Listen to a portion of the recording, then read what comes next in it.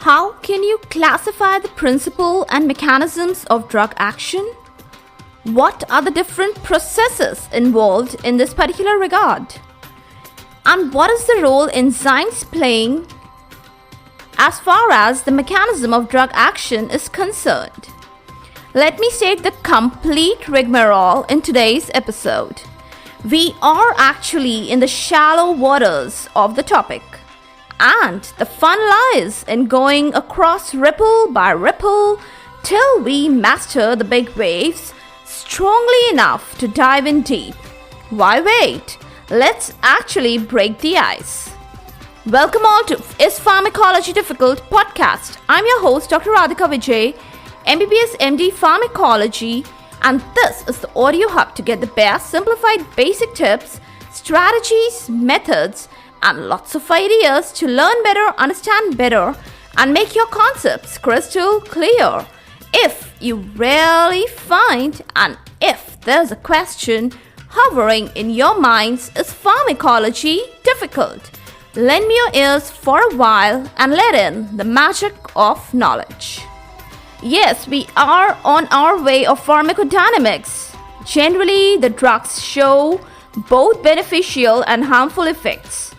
They interact with targeted molecules. These special targeted molecules are called receptors. Yes, receptors is a very famous term as far as the subject pharmacology is concerned. Via the process of signal transduction, the drug receptor complex, it introduces many changes in the molecular cell activity. Principle of drug action can be actually of many types. The first one I want to comment upon is the term activation. Well, you can take it as a little sort of revision from the last episode. When binding of drug to receptor occurs, in fact, it progresses the drug action or the process. And this is what I refer to as the term activation. And very good example, rather a sort of a famous example, is caffeine stimulates the central nervous system and makes one alert. What can be the opposite of activation? Surely it is the inhibition. Binding to the receptor, in fact, hampers the drug effect or the process. And one good classical example I want to comment here is aspirin, that inhibits cyclooxygenase enzyme, and further in turn it inhibits the formation of prostaglandins. Next, let's talk about complexation. Binding of drugs to receptor when leads to the formation of a complex, and further the inactivation pursues. A very good example to quote here is deferoxamine, that chelates the iron, and that too by forming a complex. Lastly, a word about neutralization.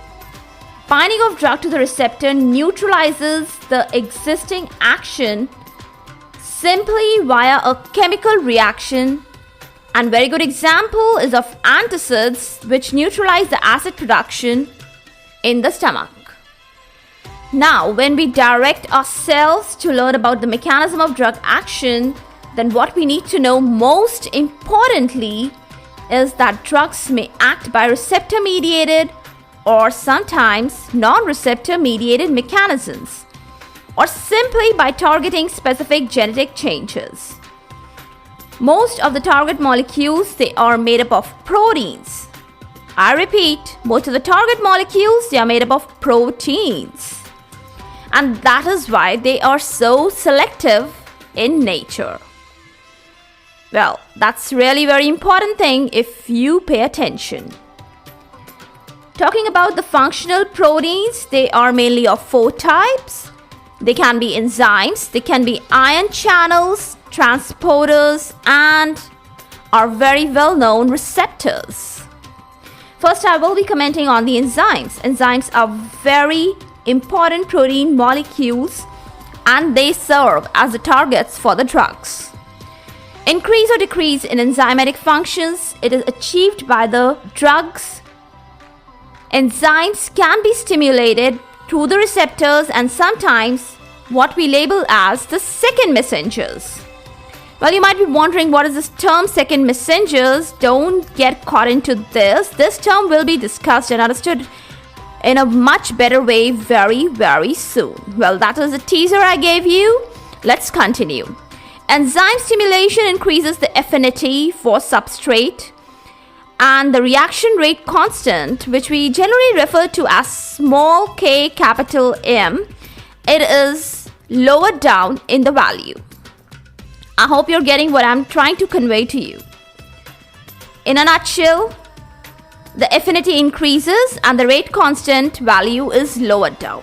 Got it? These are the two important points related to the term enzyme stimulation. Okay.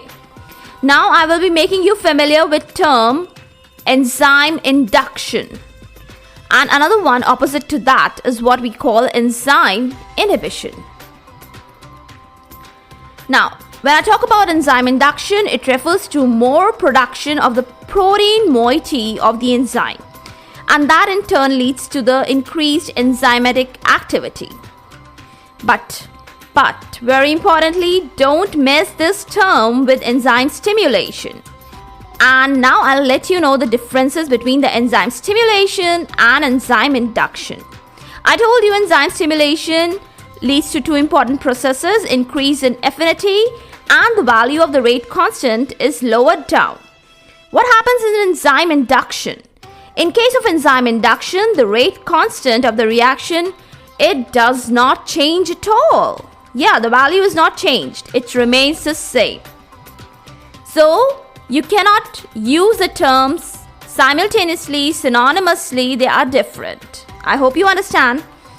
Now let me enlist some of the drugs which actually act as enzyme inducers. Drugs like anticonvulsants, namely phenytoin, phenobarbital, carbamazepine, etc.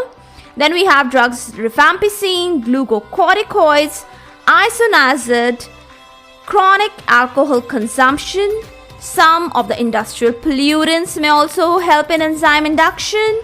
Then omeprazole, griseofulvin, nevirapine, and smoking also induces enzymes.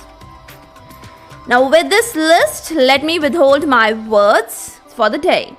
I promise to elaborate this set of colloquy and especially the heading enzyme inhibition in the upcoming verbal session. Well, that's actually too much to talk, and why lose the essence of such an important topic just for the sake of few minutes? No, that's not right. Okay? For all the updates and latest episodes of my podcast, do visit www.ispharmacologydifficult.com, where you can also sign up for a free monthly e-newsletter of mine. It actually contains a lot of updates about medical sciences and drug information updates. And my podcast updates also. You can follow me on different social media handles like Twitter, Insta, Facebook, and LinkedIn. They all are with the same name, is Pharmacology Difficult. If you are listening for the first time, do subscribe and follow whatever platform you are consuming this episode. Stay tuned. To rate and review on iTunes, Apple Podcast. Stay safe, stay happy, stay enlightened. Thank you.